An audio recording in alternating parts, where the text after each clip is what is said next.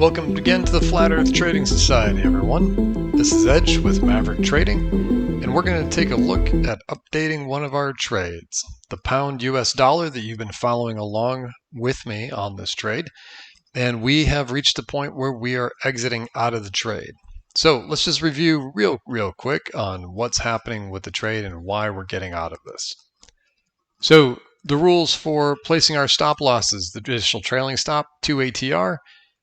We moved that down to a 1.5 ATR when we reached a 2 ATR profit. And again, remember ATR is calculated at the time that we placed the trade. And then if it got all the way down to a 4 ATR, we would have adjusted to a 1 ATR trailing stop. However, that didn't.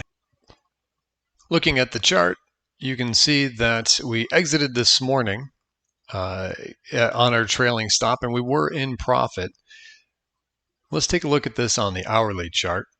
This morning we had some news, and we ended up exiting out of this trade at 6 a.m. Pacific time. So the trailing stop got all the way down to 1.270336, and it took us out when we got the news about the ADP non-farm payrolls, and it shot up. And this wasn't so much about strength in the pound. This was more a story about weakness in the dollar.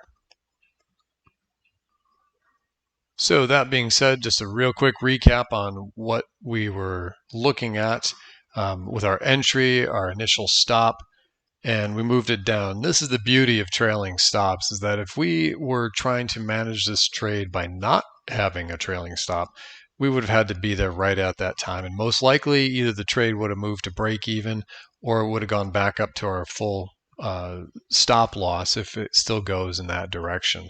But we did manage to allow a bit of profit because of the trailing stop following us along. Our exit was 1.27035 with a $328 profit.